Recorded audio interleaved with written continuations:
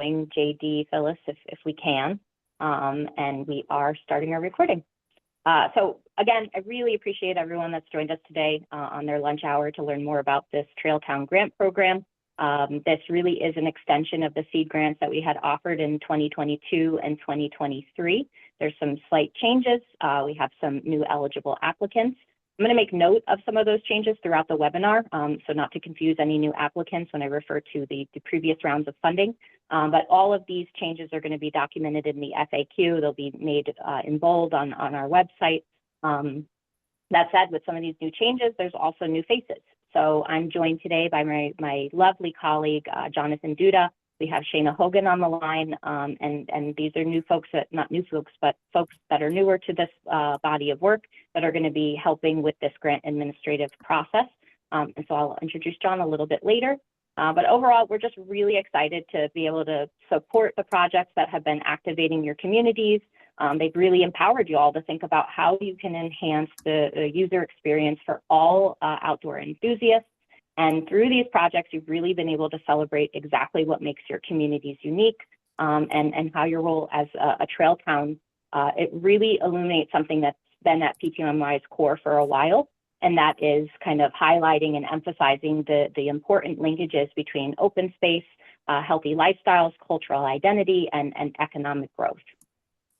I'd be remiss if I didn't say that this grant program is really made possible through funding from the Ralph C. Wilson Jr. Foundation. They've been an incredibly strong ally in this shared vision to support and create a network of trail towns throughout Western New York.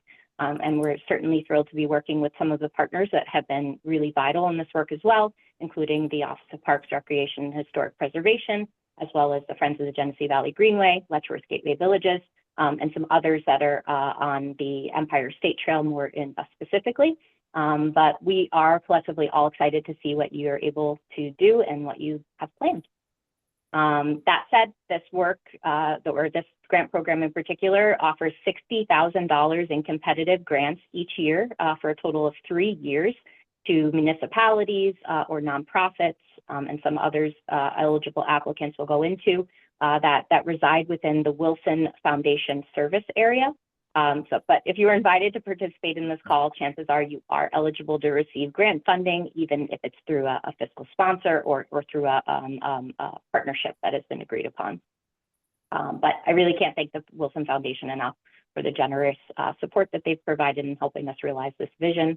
And with that, I think we can get started. Just a couple of quick housekeeping notes. You might have seen that the meeting is being recorded. We would like to be able to share out this recording for anyone that hasn't been able to join today. Also for folks that might have a hard stop at 1 o'clock. Don't feel like you're going to miss anything. We will be capturing all of the questions that are asked via chat.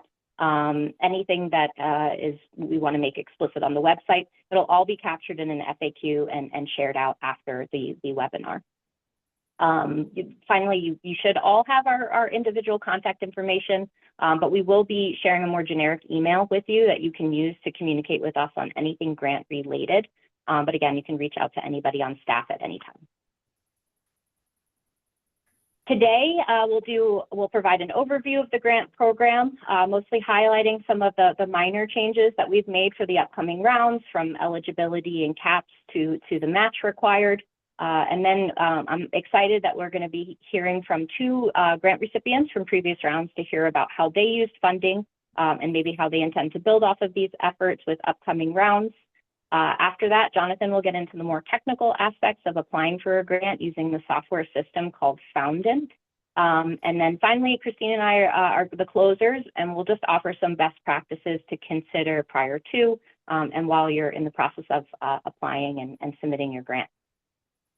We are going to take several breaks after these sections to answer questions, but feel free to use the Q&A. We have Shayna here monitoring the Q&A as well as the chat, so I'll expect her to interrupt me. I can tend to be verbose and say we have a question, just so you get it in. Again, if you have to leave at any particular time, stick your question in the chat so you know we can answer it in real time and include it in that FAQ.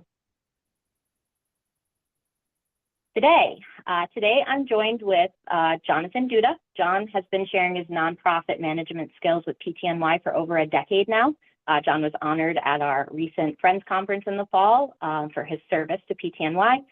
Prior to his PTNY, his 10 years working in outdoor recreation education and nonprofit marketing management really laid the foundation for the experience that was required when he landed his position as an executive director at the Grant Cottage State Historic Site, which is just north of Saratoga. And honestly, his work with the Friends of Grant Cottage quite literally led him to Parks and Trails New York. So we're excited to have John here. Phyllis Gerte is a native of southwestern PA and has called Houghton, New York home for the last 38 years. And fresh from a big university and some city living, the attraction to Western New York and her return to her Northern Appalachia routes was very strong. We know there's a huge draw to the area. I'm very attracted to the area as well. She has a degree in communication after serving in other roles on campus. Phyllis has served the past 14 years as the Senior Director of Community Engagement at Houghton University, where her husband, Doug, is a professor. We also are joined by Rebecca Rowley, who is a licensed clinical social worker in private practice, as well as the Executive Director of Genesee River Wiles. She serves as the chair of Rev Up Hume, which is a community development group in Allegheny County, which serves as the Trailtown Committee for Hume.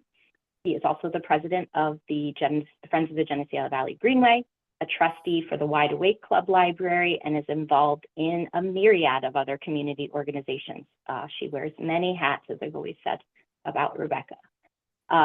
Christine Uribe. I'm excited to have Christine here, who is, me and her are in touch with our Long Island routes, and started working with parks in 2001 at the camp office at Watkins Glen State Park. She worked there for 14 years before becoming the office manager and working with the Catherine Valley Rail Trail. She's been on she came to the Genesee Valley Greenway in 2016 and has been there ever since, making a fantastic impact. And if you want some brownie points with Christine, she is a third-generation Mets fan. Anyone into baseball? And for anyone that doesn't know me, my name is Rebecca Murray. I just celebrated my 5th year at PTNY, and I've been in the nonprofit world for nearly a decade at this point. I've been fortunate enough to serve in positions that have me doing some environmental advocacy and in community engagement. And I've been involved in the Trail Towns work, specifically in the Genesee Valley Trail Towns work in Western New York in 2020 to 2023. And this upcoming round of funding, I'll be assisting Jonathan with the grants. I'll be there to provide information, guidance, and resources, and just overall support throughout the duration of the application process. But why you're all here, this grant program is really intended to support projects that enhance the visitor experience for all outdoor users. So the communities that reside in and around our public spaces are really critical to ensuring that everybody can have a positive experience while outdoors.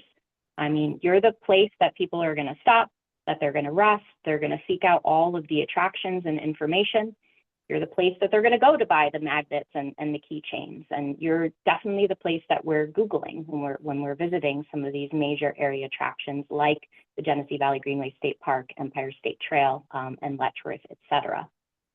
So these grants should really be used for your community to increase your visibility, whether that be physically, virtually, so that you can benefit from your proximity to these incredible outdoor assets. We want these grants to help you boost visitation and take advantage of the visitation. You can foster placemaking efforts. Some groups have used them to create safer streets for cyclists or pedestrians, school-aged children, and ultimately improve the connectivity between open space and neighboring communities. For any of the communities that have been involved directly in the Trailtown effort, whether that be working with Letchworth Gateway Villages, the Friends, or us on various components of the Genesee Valley Trailtown Initiative, or with Erica Schneider and others at PTNY as part of the Empire State Trailtown program, you might already have some project ideas in mind based on outcomes of the various exercises you were able to do as a Trailtown, some of the recommendations in your action plan. So hopefully some of these ideas will spur some good discussion within your communities, and maybe you can build off some of those efforts, or maybe you have new ideas, and we're open to all of them. And I did want to note that you might hear me refer to bicycle and pedestrian infrastructure a decent amount during this presentation, but this this grant is really not limited to these kinds of users or projects that would support these users in particular. You know, the long distance hikers, equestrian users, water trail users. These are all users and projects that we would support as long as the applicant can clearly demonstrate and articulate exactly how the project would impact and benefit the community and further the goals of your trail town. With that, our applicants. So all applicants must have an EIN. And so the applicant will need to be a city, town, village, county, nonprofit organization, or another entity that can identify a fiscal sponsor or a fiscal agent. We had a Chamber of Commerce in a similar situation in years past. But they will need to be working in partnership with the municipality that's participating in or has participated in the Genesee Valley Trail Town Initiative or the Empire State Trail Town Program. If the main applicant is not a municipality, that applicant would need a letter of support from the mayor or supervisor that kind of validates that the project proposal is approved. And applicants that are going to require a fiscal agent or a fiscal sponsor will need to have a memorandum of understanding between the applicant and the fiscal sponsor so as to formalize that relationship. I know there's instances where Trail Town committee members are wearing many hats and they're holding municipal positions. So we encourage, obviously, these individuals to apply on behalf of the municipality. However, we really don't recommend that committee members not directly affiliated with a municipality that submit any of the application or subsequent materials. Our experience over the last 2 years suggests that the project management role is best suited for a municipal employee as the grant recipient and the party responsible for the funds. And as I mentioned earlier, the applicant must reside within the Wilson service area, which includes Allegheny, Cattaraugus, Chautauqua, Erie, Genesee, Monroe, Niagara, Orleans, and Wyoming counties. We'll have this list available, or this list is available on our landing page, and we'll include it in FAQ. And if your community does not reside in one of these counties, just reach out to me or Jonathan and we can chat. So we happily and excitedly have $60,000 in grant funding available every year for the next 3 years, 2025 through 27. And we can award a minimum of $3,000 and a maximum of $15,000 for projects. So that opens up a pool of possibility for what you could apply for. I think the MAC or the min from the last rounds was 5,000. So if you're looking for something a little smaller, a minimum of 3,000. One of the programs we did make to the program this year is that we're requiring a match of just 10% of the total project budget for all of the grants, half of which can be in kind, meaning staff or volunteer time or donated materials. I think it had been 15% of the total project budget and 100% in kind. So please note that for any returning applicants that is a big change with this program. That said, in-kind matches can include donated professional services, whether that be legal, facilitation, consultation. We can consider goods, you know, if you get a meeting room donated or equipment and printing costs, unskilled labor and general labor from volunteers like trail work, administrative work. You have to, oh no.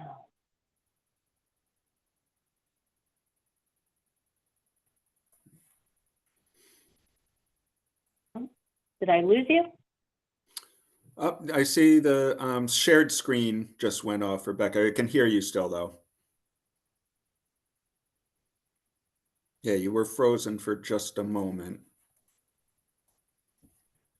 And there's a mute sign across your phone at the moment. I don't know.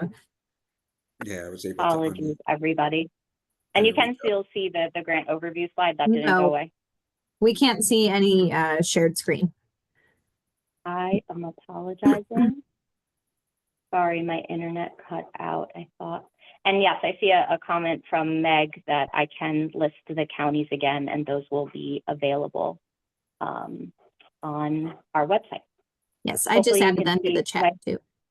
Thank you, Shayna. Hopefully you can see the presentation now. My apologies, everybody. Okay. Everyone can see the yes. the grant overview slide? Grant overview. Fantastic. Okay, sorry. So I was at the general labor from volunteers, which could include trail work, administrative work.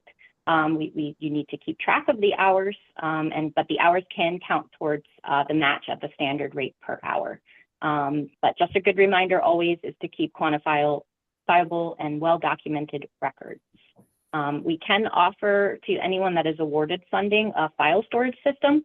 And I'll say redundancies is the word of the day. Help create redundancies so more than one person can speak to this work. They have access to the necessary documents, including invoices and receipts. That said, everybody who is awarded funding will have 1 year from the date you sign the grant agreement to complete the project and spend the entire budget, barring any circumstances out of your control, like a delay in the seeker review. But we will provide funding in 2 installments. 75% of the award will be provided upfront, and we will award the remaining 25% upon successful completion of a 6-month interim report. So that does mark a significant change in the last rounds of funding, which were reimbursement-based upon project completion. So again, something to note to pass on to others within your community. All right, so what's the timeline for this grant? Clearly a very quick time frame.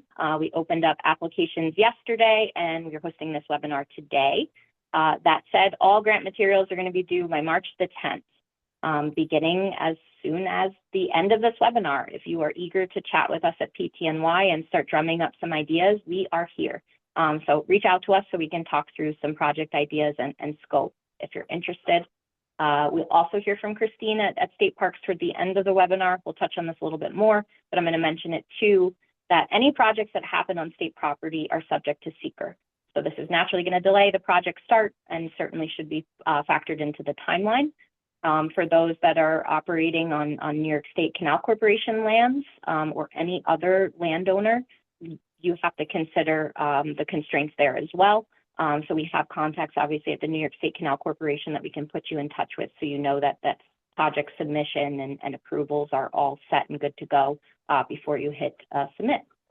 Rebecca actually will be here today and speaking about a project that she worked with her municipality, so how that kind of differed in scope as well. We are going to make our decisions at the end of March and hopefully get the first installment to awardees within 1 month, hopefully sooner.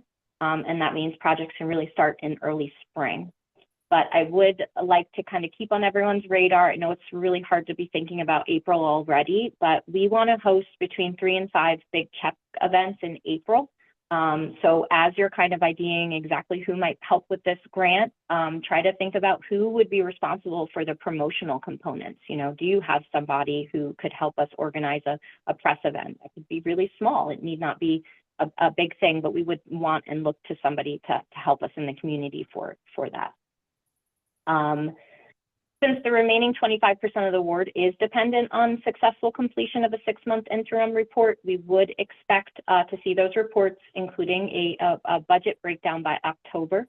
And those reports would also be submitted through Foundant, which is a little different. I know we had done some email in the past, but we'll use Foundant for most everything in this upcoming round.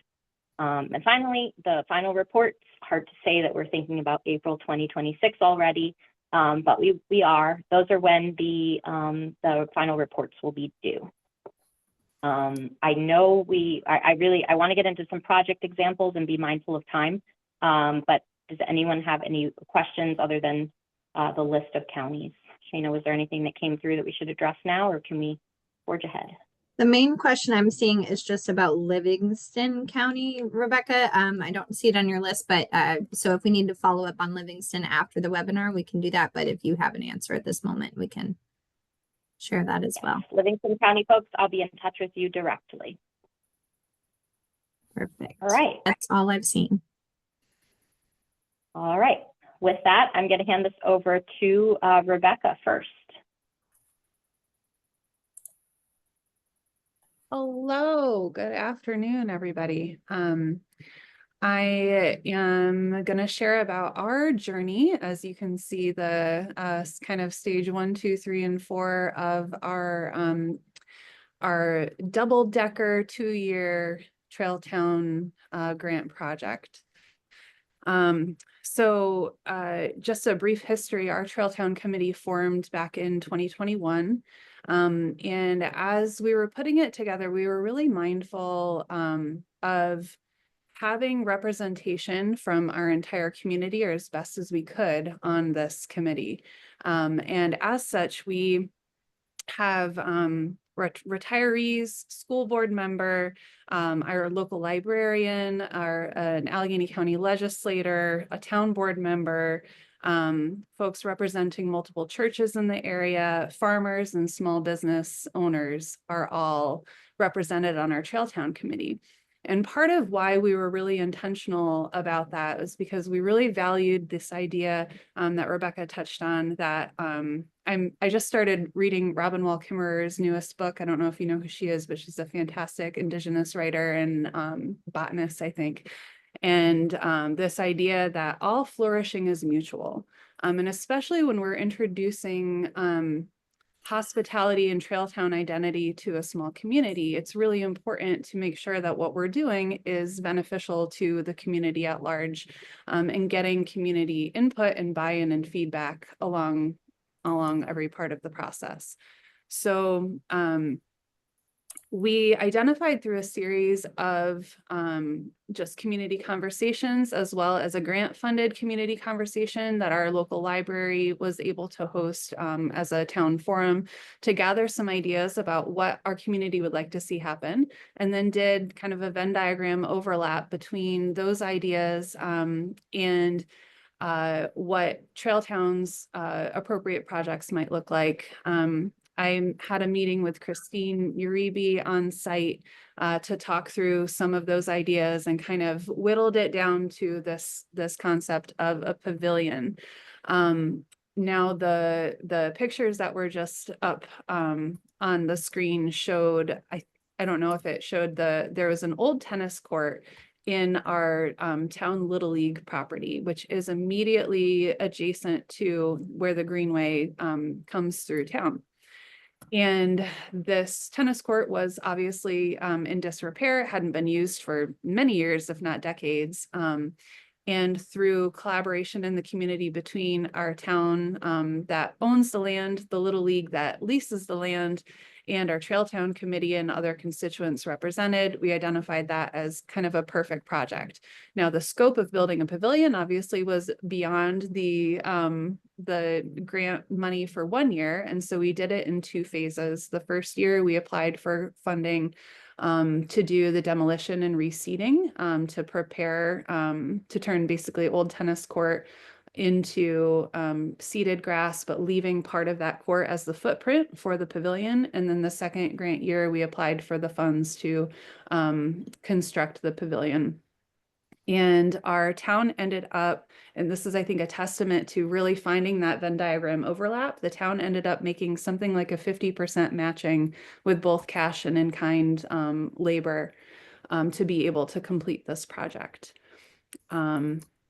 And I think that's, oh, and so then the final picture there is a picture of our first really big event using the pavilion, which was our first day hike on the Greenway this year.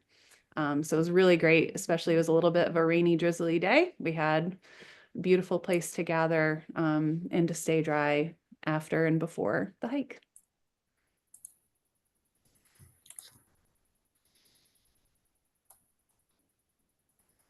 Thank you, Rebecca. Appreciate that. This was a really cool project because, as Rebecca shared, this was a phased project. This was a strategic decision by the town of Hume to think about a space that required some demolition first before the project could begin. We highly encourage communities to consider that as an option as well as phasing their projects. With that, I'm going to hand this over to Phyllis next to talk about a rather different use of funds. Hi, everyone. Thank you so much for the opportunity to share here. For those of you who were at Letchworth Gateway Village's meeting last night, some of this may sound familiar to you, but I'm very happy to be part of the partnership and collaboration with all of you here today. One thing I would just start with is to be open to unexpected surprises that might change your focus for a period of time. And that's exactly what happened with the second grant that we applied for from PTNY. In the winter of 2023, we had visitors on our university campus who then reached out to our town historian to see if we would be willing to sit down with some Seneca leaders to talk about a renewal of friendship between the town of Canandaigua and the Seneca Nation. The map at the top of the screen just shows where the Canandaigua Reservation was about 200 years ago. The ancestors of the Seneca Nation lived on our land. The reservation actually sits on both sides of the Genesee River and runs adjacent to the Greenway, the existing Greenway Trail. So we put aside some of the opportunities that we were looking at to focus on for grant opportunities, because this renewal of friendship with the Seneca Nation resulted in the ask from the Seneca Nation for us to collaborate on a public event that shared our common history and occupation of this land. So we held the event the first year in the town park, which sits right between the Genesee River and the Genesee Valley Greenway Trail. We applied for startup funds. We found out in April we were doing this, and the event was held in July. So we had to have a quick turnaround. I'm pleased to say that the startup funds really were the fuel to making this happen. And some of the photos that you can see here just give you a picture of what that day was like. Our first year, we had 500 guests join us. The top photo, you'll see the Seneca Nation standing in the Genesee River. These are their ancestors used that river for a way of life and travel and food and water over 200 years ago. There was a lacrosse exhibition that day, and the lower slide that you see is members of the Seneca Nation walking on the Greenway Trail to the Genesee River, where we had a ceremony with their counselors that day. And this has turned into an annual event for us and provided other opportunities for bringing people to our community and finding out what else is here. Thank you. I'm happy to answer any questions now or later. Thank you, Phyllis. I appreciate it. This is a really fantastic project. I think one that's steeped in the history and culture of Canandaigua and the surrounding nation and the Seneca Nation. Like I think it's been wonderful to see what you can do, and I hope we'll see it again this coming year. I think is the case. Yes. So keep an eye out. All right. So I might talk through these rather quickly, somewhat intuitive in terms of what other projects this grant could fund. You know, projects can include benches or other street furniture that create a welcoming environment for visitors. They encourage public gatherings. Obviously, we're always told to not loiter, but we like projects that would force you to loiter. That said, we can have wayfinding signage that can either help visitors get from the trail into your community more easily.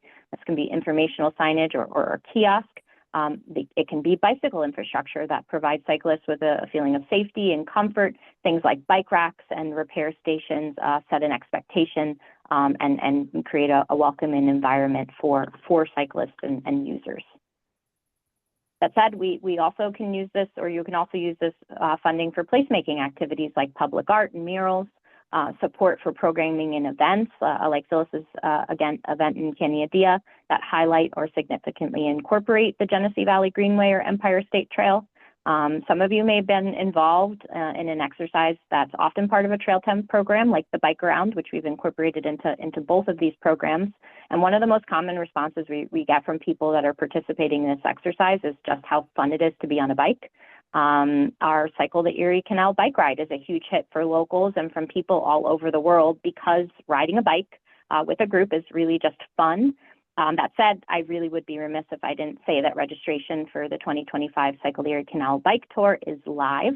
You should join us and me because I'm riding this year, and reach out if you're interested in the bike tour. It should be really fun. But back to the grant. So we think that the project proposals that can identify creative events and programming that get people out on bikes, get them out on our greenways and blueways can really help visitation to your communities. They can raise awareness for assets like the Genesee Valley Greenway and the Empire State Trail. And this is the kind of stuff we like to fund. We like to get people out in nature and provide them with memorable experiences. But we also know that promotion is a huge part of being a trail town. You have to get your community on the map, both literally and figuratively. So think creatively about how you can market all the great services, amenities, and attractions your community has to offer.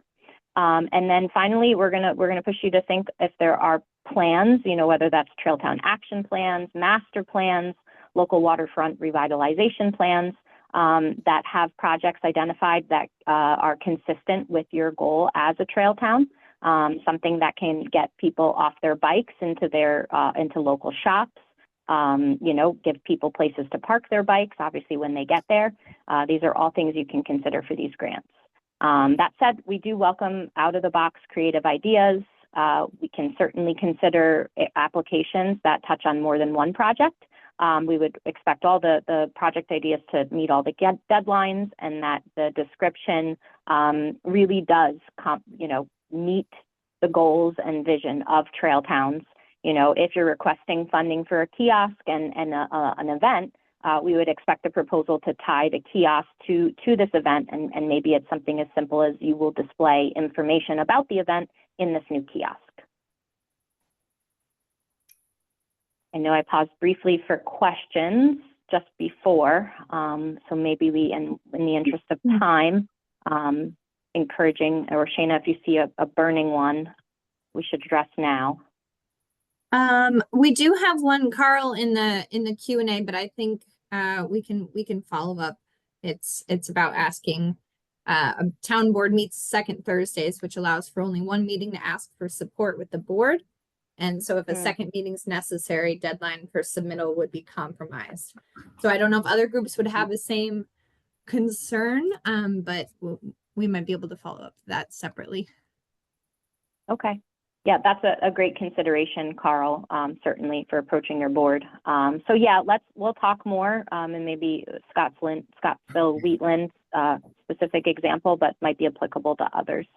But I am going to hand it off to Jonathan, and he's going to walk through the software you're going to use to actually submit your grant applications. Excellent. Thanks, Rebecca. Can you hear me okay? Yes, we can. Oh, good. Okay. So yeah, I will go over the application process and accessing the grant system. The process, it's conducted through our online application system, which is called Foundant. And you can access it by heading to the aforementioned Trail Towns grant page that was on the previous slide. It's ptnyfriends.org. When you arrive there, you click the Grants tab and select the Trail Town grants from the drop-down menu. So we encourage you to bookmark the page for easier access. And the grant portal button can be found just below the masthead there where the red arrow is pointing. If accessing the grant portal by the website for the first time, please don't confuse it with that little, the light green member login button up towards the top. That's a different button. That's for our Friends Gateway system. So once you get to the next page, the first thing is, has your group applied before? For many of you, this is likely your first time, so you'll just click the Create New Account button. But if your organization or town municipality has applied for a grant through us before, don't create a new one. Log in with the existing account info, or if you don't have that info, if it was somebody else who had tried to who did an application before, just contact us for assistance, and we can get you set up in there as a new user for your organization or municipality. Once you do get in there, you'll be just doing the required information, entailing the name of your organization or your municipality. As Rebecca mentioned, you must have that employee identification number or tax ID number. And you'll put in the main email address for the organization or municipality, as well as the mailing address. So you'll fill out this first for the organization, and then there'll be another screen that will pop up that will ask you to fill it out for you individually as a representing applicant. You will then be directed from there to what's called the applicant dashboard. This is essentially your home page and can be accessed anytime by clicking the green home icon there to the right of the Parks and Trails New York logo. If your organization has applied through us for anything before, you'll see all former applications and will be available right there from this dashboard. It also will list your organization or municipality's information, executive director info, etc. So yeah, in order to begin the application process, simply click the apply button. This will lead you to where the list of all of our grants are. And when you get here, please be very mindful to select the 2025 Trail Town Grants category from the list and click the corresponding apply button. Please, you'll see, as I mentioned, there is a whole list of other grants. Do not confuse it with the Empire State Trail Town application, which is a whole separate program, and that will be open at the same time. So make sure you read those titles at the top very clearly when you're in there before clicking apply. It will lead you, after clicking apply, will lead you to the actual application. And one of the very useful tools in the application software is that you can print the application in full as a PDF that you can share with any of your colleagues. Once you open the application, the question list button to print will be at the top right corner of your screen. And yeah, it's very easy to just download the PDF, and that way you can either email it or print it up and share it with your office.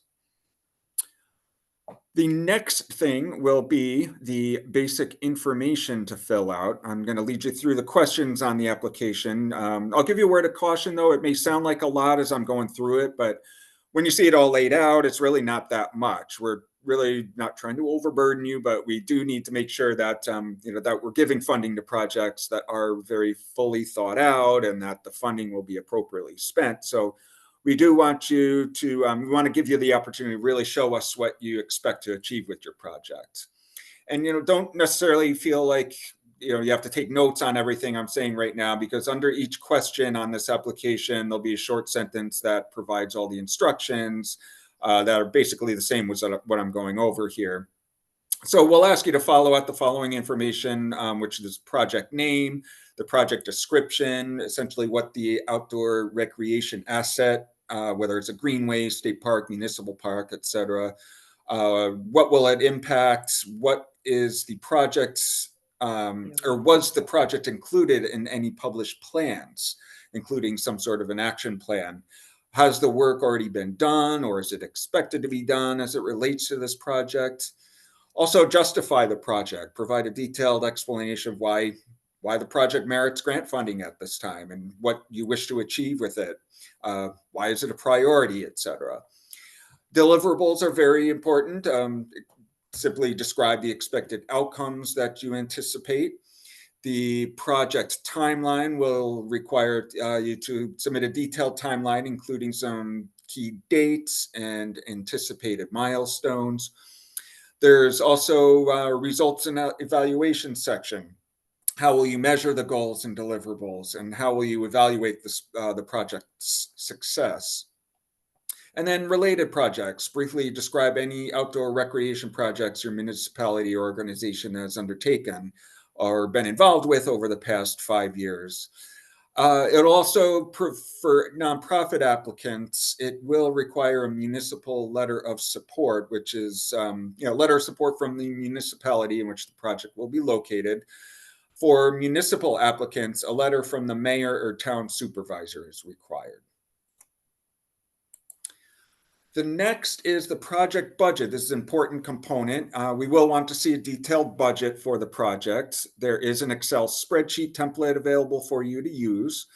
A link to it is on the application in the project budget section, as well as on the grant webpage. The spreadsheet is set up showing an example of how it might be filled out. So keep in mind that these are just suggested items. So if you plan to use this template, they should be updated accordingly to fit your proposal. And the budget should include information on the expected sources of the organization's match. As Rebecca mentioned before, the match requirement is at least 10% of the project budget, not 10% of the amount of funds that you are requesting. And also include the status of these match funds. Are they pledged? Are they already in hand? Are they yet to be raised? For municipalities that intend to match the grant with operating funds, please include a letter of intent from the supervisor or mayor, written on letterhead or signed, or a signed dated village or town board resolution that states the board's intent to use operating funds as a match. For nonprofits that intend to match the grant with operating funds, we just need a letter from the executive director or a board president written on letterhead or signed and dated, or dated board resolution stating the intent.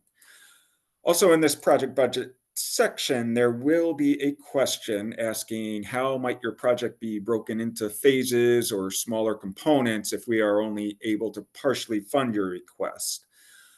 So yeah, if partial funding is awarded, the applicant will be notified and required to submit a new budget reflecting the revised scope of the work and an updated match amount.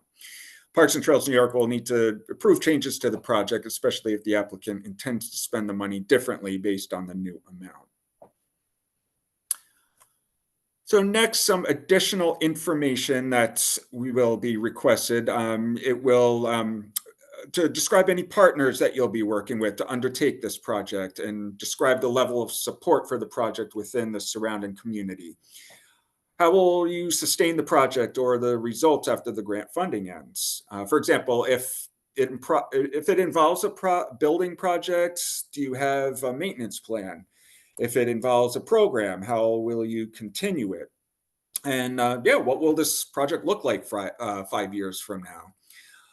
Also, how will this project serve a wide audience and welcome communities and individuals from different backgrounds and abilities? And how will it enhance and promote diversity, equity, and inclusion in your community? This may be a challenging question for some proposals, so we have included a link in the application containing a list of resources to guide you with incorporating some of these themes into your project. We also want to know, how will you publicize the initiation of the project and the grant award and the project completion and the results? So yeah, be specific about activities and the communication channels that you'll use, and consider how the funders will be recognized also. The next thing we'll be touching on is the selection criteria. And yeah, forgive me for reading off of the slide here, but pretty much says it all right here on the slide. So yeah, our award selection will consider the following factors, such as a detailed, documented, realistic budget, clearly articulated goals, tangible outcomes, and well-defined measures of success, organizational commitment to the project as demonstrated by financial or in-kind commitment. We'll also be considering support from the community, the ability to leverage other opportunities such as partnerships and funding sources, demonstration that the project will help an area defined by the Department of Environmental Conservation as a potential environmental justice area, or will it benefit communities historically and disproportionately impacted by environmental or other structural injustices. Will the project leverage proximity or connection to other trails, greenways, or scenic corridors, or to other natural, cultural, historical, or recreation areas? Also, the degree to which the project will foster public use, appreciation, stewardship, and development of parks and trails. And what's the plan for sustaining the work to be done under the grant period, and for what the funding requested will cover?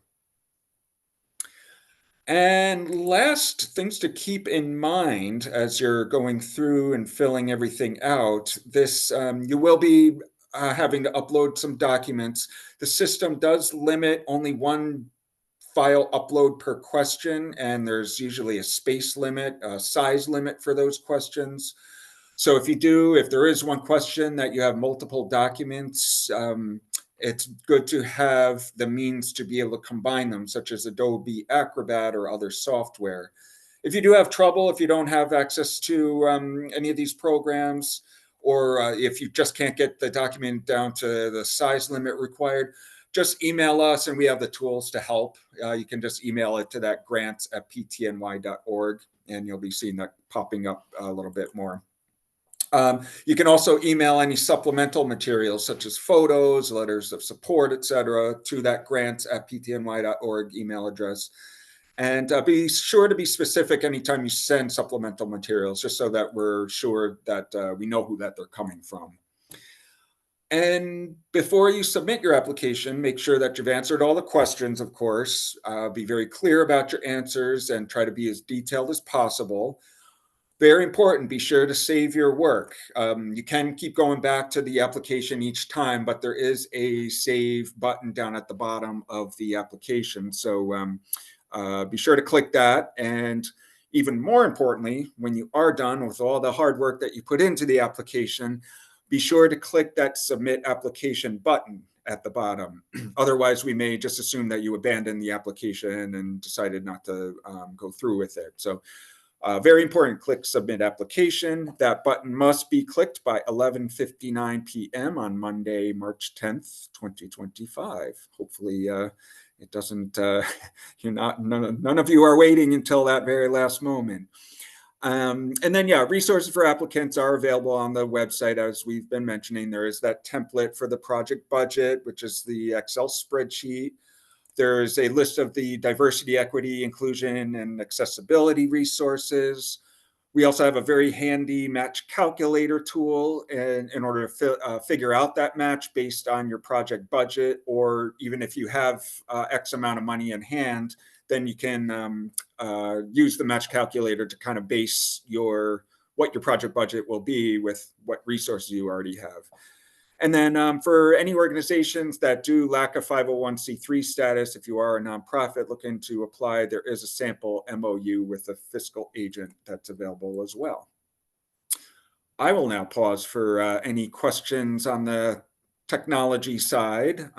Again, yeah, we're always here to help you out when you start filling the application. And I'm looking at the chat and it doesn't look like anything. Hopefully that's a good thing that is very We do clear. have one question in the Q&A, John, that Okay. I see here from Carl about partial grants.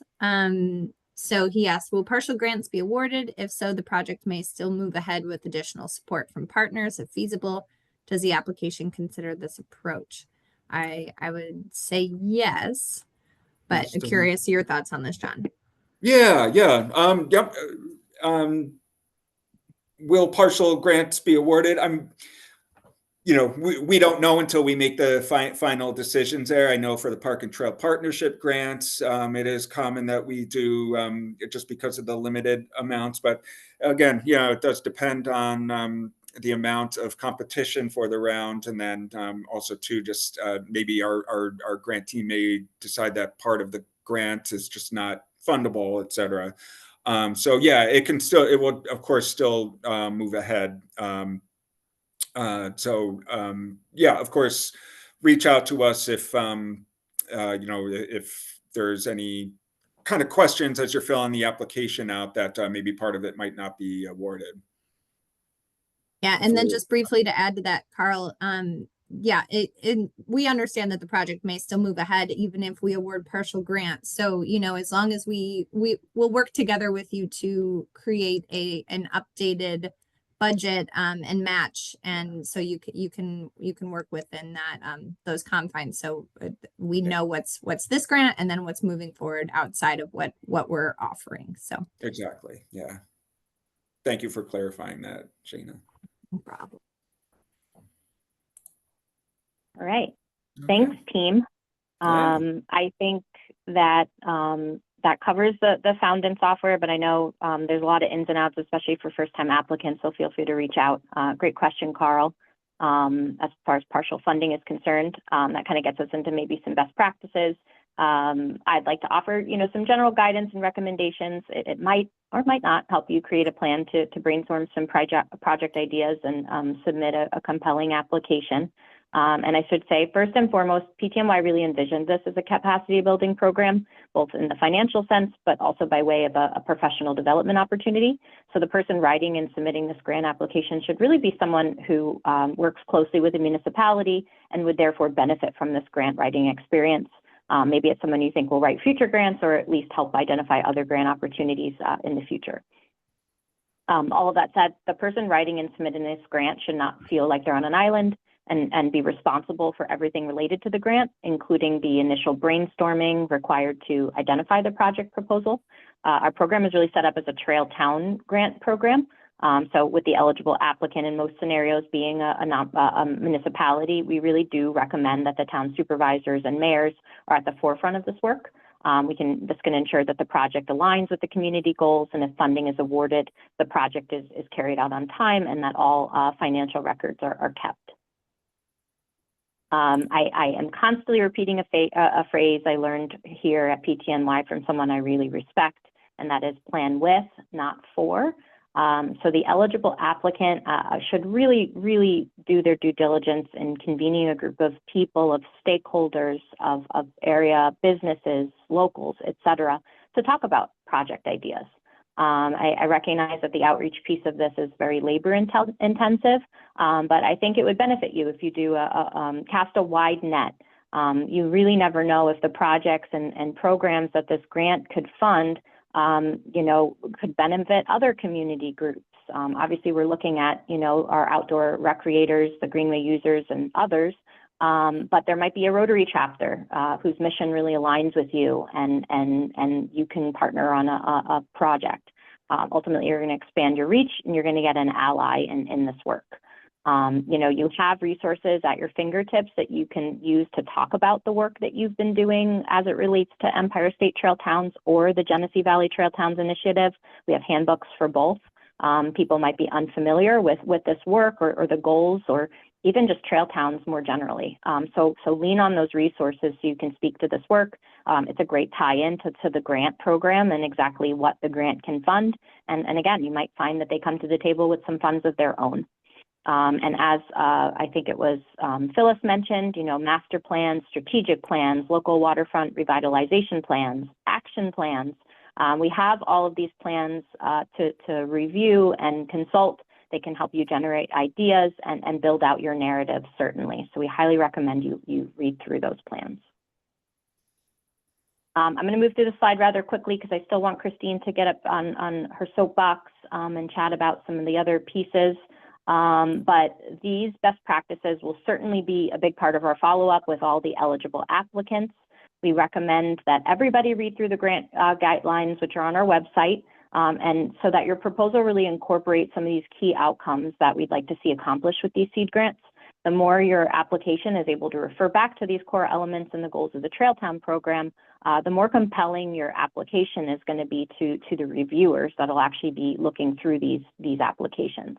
There's definitely a character limit for each of the application questions, but being articulate about long-term implications of the project is critical. Describing something like the long-term impact of the kiosk might seem cumbersome, but I think it's an important part of the narrative if you think about it in a way that this kiosk and the information displayed, could appeal to maybe first-time outdoor users, somebody who hasn't been there before. They feel safe. They feel like they're not going to get lost. So you just converted somebody who's never been out on a greenway or in a park to a user, and that has a lasting implication for the ripple effect that can create. These kiosks can display trail etiquette tips, so you're really kind of educating a future generation as to how we respect and care for these lands. So again, maybe this gets into the weeds, but I would strongly consider you to focus on that long-term impacts of question within the application. And finally, we're really eager to see what kind of expertise you and your trail town bring to the table. Have you navigated a planning process? Have you applied for another grant that's similar in nature? I've heard we know some communities that have been involved in the DRI process, which is really intensive. And what have you learned?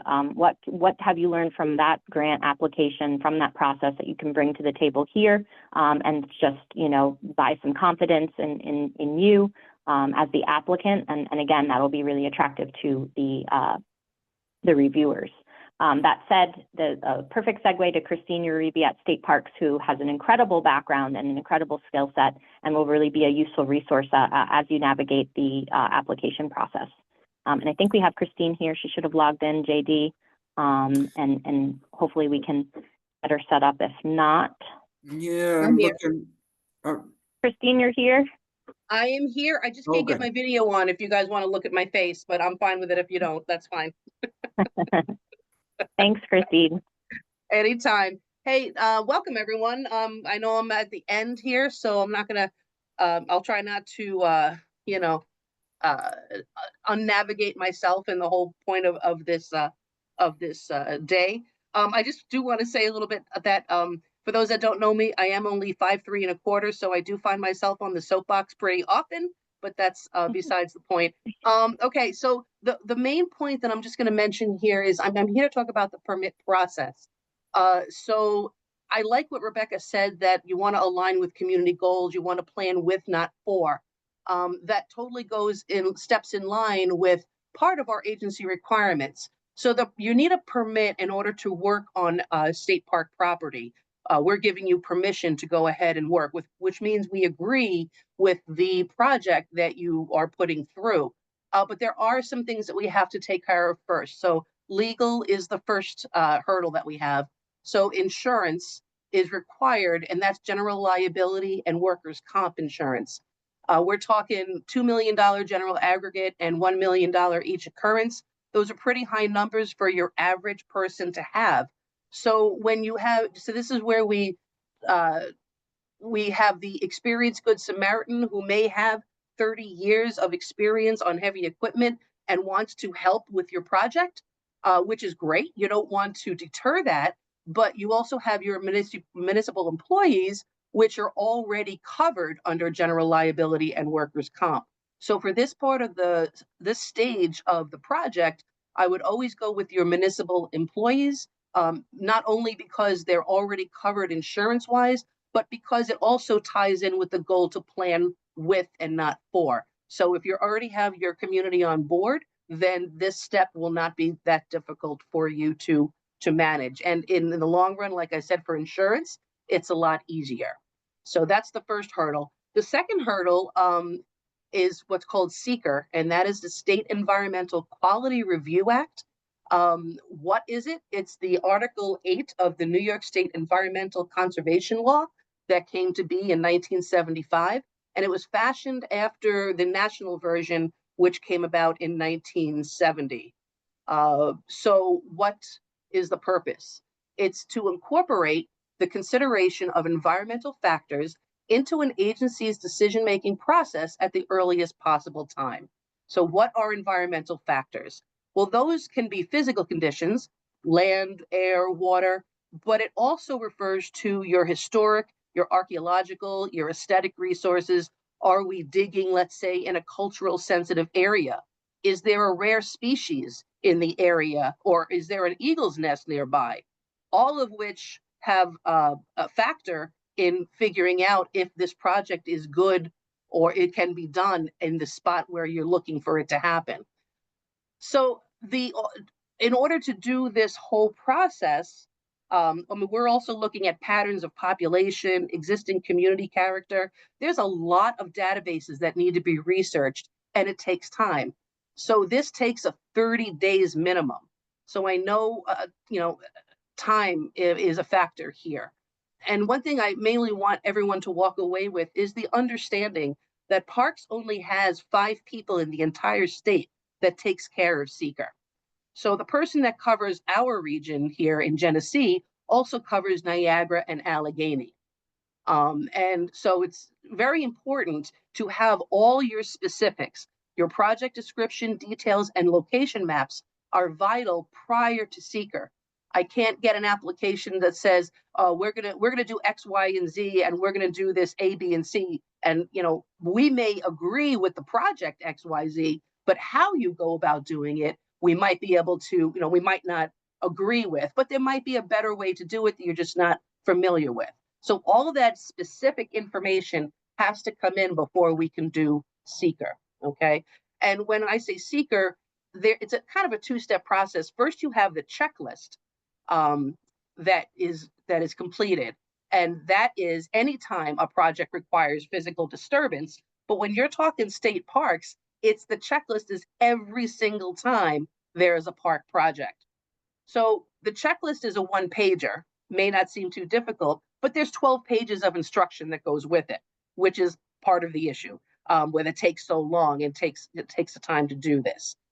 Pretty much what we're looking for, there's different categories. I'm not going to go over all of them. I mean, I could do a 40-hour class on seeker and not even touch base on everything. That's how specific it is. That's why all the details are very important straight from the get-go. But we're looking for type 2s, which do not have a significant impact on the environment. So these are your projects, like if you want to repair a culvert, or there's an erosion issue, or you have to repair a kiosk. If there's resurfacing and trail rehab with the same alignment, we can do that under a type 2. Installation of fencing, park signs, kiosks, interpretive signage, and benches. A lot of these things are low-hanging fruit that's where you're at. That's what you're looking for. So those wouldn't be too difficult to do, but just the more detailed and more involved your project is, the longer it may take to do seeker. The other point for the permit process is coordination with the park manager, whether it's with me or another park manager. We typically want 48 hours in advance prior to starting the work. So just building off of what Jonathan spoke about a little earlier, some things to think about. Will the project result in a large amount of additional maintenance? If so, how can your trail town help so it's not so labor intensive on the park staff? Now, remember, just because we're getting some great amenities through this process doesn't mean we necessarily have the work staff or the staff to take care of it. We might be a little bit behind the 8 ball on that one. But I have a feeling after a while, things are going to work out. As far as Greenway goes, I can't tell you, obviously, for other locations. But just kind of think about that. How much maintenance is your project going to cause? Also, will the project serve the majority or the community? The more people it's going to serve, I'm sure the bigger impact it's going to have. Also, just to touch base with on-road wayfinding, you have to get permission from the local DOT, and that can take a while. So if you have just a county road, go to your county. If you have a town road, go to the town. If you have a state road, go to the state. Don't bother going up to the state. If it's a town road, they're only going to bump you to the town level. So just try and put that into your recipe while you're baking your cake. And have a plan B, just in case we have to come back and say no with your project. If we're ready to go on to the next slide, I just put a few do's and don'ts that might help. Christine. Yeah, Christine, since we're just over in time, I just wanted to say for folks that need to jump and have been waiting, the next slide is kind of our wrap-up slide. So I just want to say, we encourage everyone to reach out to us to determine their eligibility first and foremost. And then if you haven't set up an organization profile and found it, you should do so. And then just reach out to us at grants@ptny.org with any additional questions, and we'll capture all the other stuff, all the questions that were asked, especially about Livingston County, et cetera, in some follow-up. But I'm going to hand it back to Christine, but just so you didn't feel like you missed everything, we really appreciate you being here for your lunch hour. Okay, Take it away, Christine. Thanks. So just some quick do's and don'ts. Do allow time to schedule site visits with all your stakeholders. Don't expect large attendance on short notice. Everyone's got a time frame and everyone's busy doing their own thing. Do arrange a preferred way to correspond with the core group and offer timely updates. Don't have too many chefs playing telephone because that gets to be a little bit outrageous after a while, and you don't know if you heard the most up-to-date thing depending on who you're talking to. Do be specific and address expectations. Don't make assumptions or implications. Do use simple language. Try not to use acronyms or technical language that confuses people, or you've got different acronyms that could mean different things and you always want people to be on board with what you're discussing. Definitely celebrate every win. Have a picnic, a ribbon cutting, an ice cream social, and don't forget to invite the community to the celebration because chances are they're going to be part of your next project. Definitely reach out to those who already have been there and done that. Don't reinvent the wheel. That's all I have. thank you for inviting me to here today, and I appreciate everyone's time. Thank you so much, Sandy. Sandy.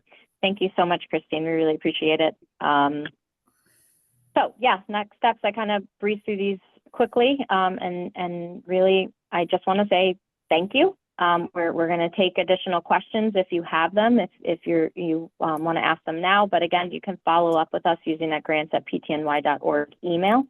We're really excited about this upcoming round of funding and to see what you all put forward. So on behalf of everyone at PTNY, thanks for joining us, and we look forward to hearing from you.